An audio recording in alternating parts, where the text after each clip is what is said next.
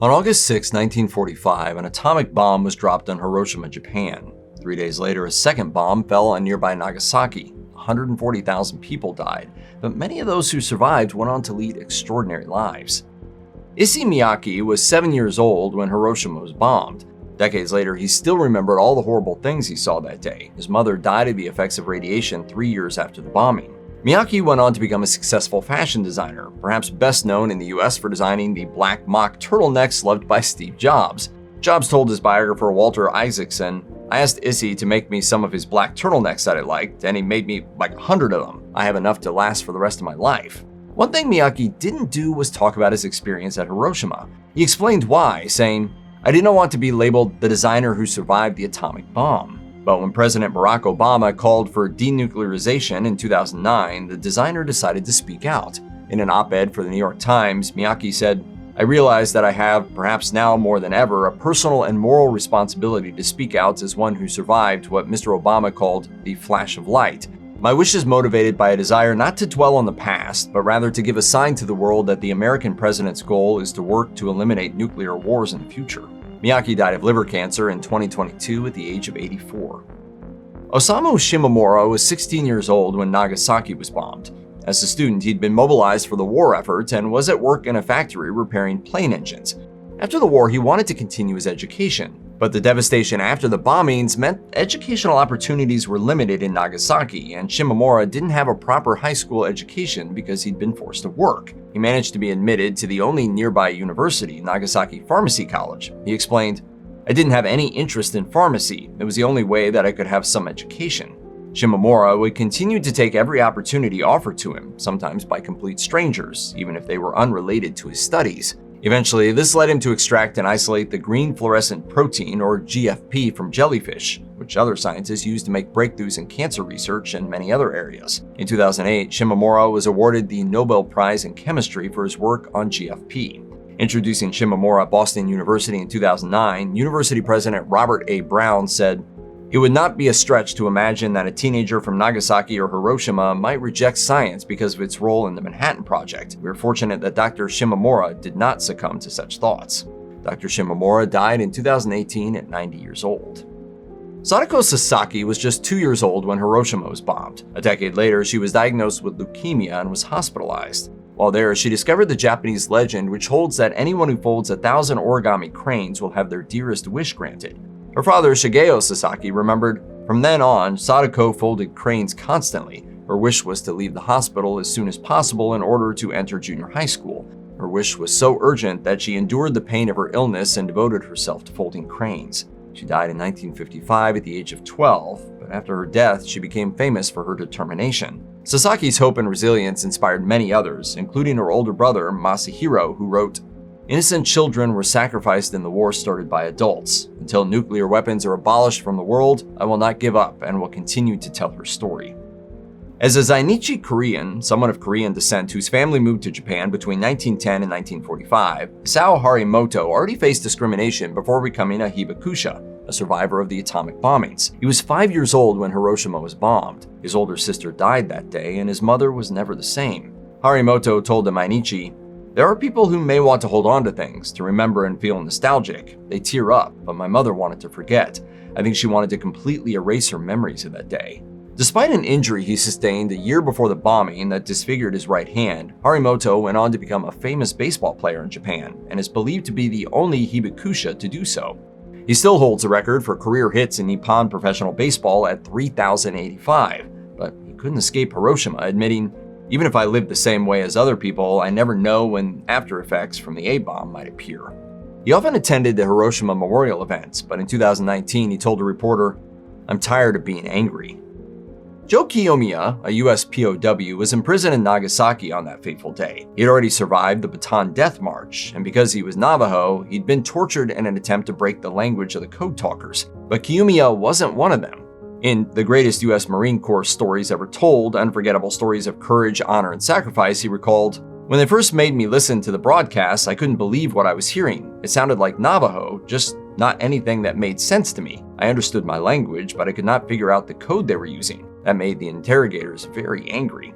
Finally liberated almost a month after the bombing, his injuries were so bad that he couldn't return home to New Mexico for 4 more years. He went on to become an award-winning jewelry maker and finally received a Bronze Star for his service 40 years after the war ended.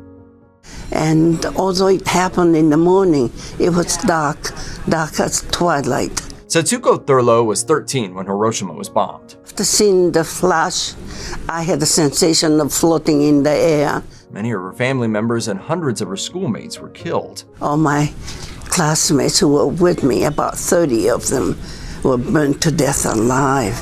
As an adult, she moved to Canada, where she is a peace activist and campaigns for denuclearization. Eventually, she helped form the International Campaign to Abolish Nuclear Weapons, or ICAN. Thurlow was one of 2 people who accepted the Nobel Prize. In her Nobel lecture, she said, "Today, I want you to feel in this hall the presence of all those who perished in Hiroshima and Nagasaki. I want you to feel above and around us a great cloud of 250,000 souls. Let us ensure that their deaths were not in vain." Each person who died had a name. Each person was loved by someone. When 122 countries signed the United Nations Treaty on the Prohibition of Nuclear Weapons in 2017, she concentrated on the victims she sensed around her, saying, "We made a vow that their deaths would have meaning, and that was for the total elimination and disarmament of nuclear weapons, so I was reporting to them." Don't give up. Keep pushing. Keep moving. See the light. In a terrible twist of fate, 29-year-old Tsutomu Yamaguchi was present in both cities when the bombs dropped. I have walked and crawled through the bottom of hell. I should be dead, but it was my fate to keep on living. He was on a business trip in Hiroshima on August 6th and managed to take the train home to Nagasaki by August 8th. He was back at work on August 9th when the second bomb dropped. So he survived, but his colleagues lost their lives. While he suffered some initial injuries, his daughter Toshiko told The Independent, "Afterwards he was fine. We hardly noticed he was a survivor." He returned to work designing oil tankers for Mitsubishi Heavy Industries and raised his family. In his old age, however, Yamaguchi wrote a book about his experiences and participated in a documentary about victims of both atomic bombs called Nijuibaku, Twice Bombed, Twice Survived. At a 2006 screening of the film at the United Nations, he said, "As a double atomic bomb survivor, I experienced the bomb twice, and I sincerely hope that there will not be a third." In 2009, Yamaguchi became the only person officially recognized as a Niju Hibakusha, a double survivor of both Hiroshima and Nagasaki bombings, although at least 165 people are believed to be in that category. He died the following year, aged 93. Koko Kondo was an infant when Hiroshima was bombed, so she has no memory of the event.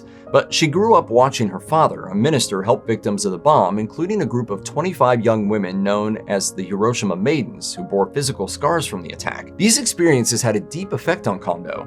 She said when she was still a child, she would think, "I'm going to find the people who are on the B-29 Enola Gay, and I wanted to give them a punch or a bite or a kick. I want revenge." Then at age 11, her family was invited to appear on This Is Your Life, where they were introduced on camera to the pilot of the Enola Gay, Captain Robert Lewis. And there in front of our eyes, the city of Hiroshima disappeared. It was a horrible surprise to spring on the family, but fortunately, at least for the young Kondo, the meeting was cathartic. She recalled, "I was staring at Lewis's eyes, and then I saw the tears come down. I was shocked. I've never heard such a story. He's a human being like me. I just wanted to touch his hand, by way of saying I'm sorry I hated you." I learned from Captain Lewis, if I hate, I should hate the war itself. As an adult, she became a peace activist, giving talks about her experiences and working with denuclearization groups. Shigeko Sasamori was 13 when the atomic bomb fell on Hiroshima, and the burns she suffered from the blast left her with terrible scarring. When first I saw myself, I looked like a monster. In 1955, Sasamori was one of 25 Hiroshima maidens who made headlines when they traveled to the US for reconstructive surgery. While the trip was controversial for many reasons, for Sasamori it was life-changing, not just because of the medical care, but also because it broadened her horizons. She told Colgate University, "Many people wanted to take care of us, so we didn't stay for a long time in each house. That way I met so many wonderful American people, local people." Although Sasamori returned to Japan with the rest of the Hiroshima maidens, she soon moved to the US, where she became a nurse and peace activist. As she explained to a US Senate subcommittee in 1980, "I have a mission to tell people that this should not happen again. I tell people how horrible it was and how horribly we suffered, even though we were children. The next generation of children has come into the world and I fear for them. She died in 2024, aged 92. Takashi Nagai was a radiologist who was already dying of cancer due to the effects of his work and had only been given 3 years to live when Nagasaki was bombed. He returned home to find his house demolished and his wife Midori dead from the blast. Gabriele Di Clemente, president of the Friends of Takashi and Midori Nagai Association, explained, "He was living in a city which was completely destroyed. He had nothing anymore. He didn't have a house anymore, and he was not able to leave his bed. Most people in that situation would lose hope, but Nagai managed to find inspiration in his strong faith and desire to help other victims of the bombings find happiness again. Having converted to Catholicism years before, he became a religious hermit, living in a small hut where he wrote books while bedridden from his illness. His 1949 work, The Bells of Nagasaki, was a bestseller and inspired a 1950 film of the same name. He became so well known that everyone from Helen Keller to Emperor Hirohito made pilgrimages to speak with him. He died in 1951, outliving his doctor's expectations by 3 years. In 2021, both Takashi and Midori Nagai were elevated to the rank of Servants of God, the first step in the Catholic Church's process for canonization as a saint.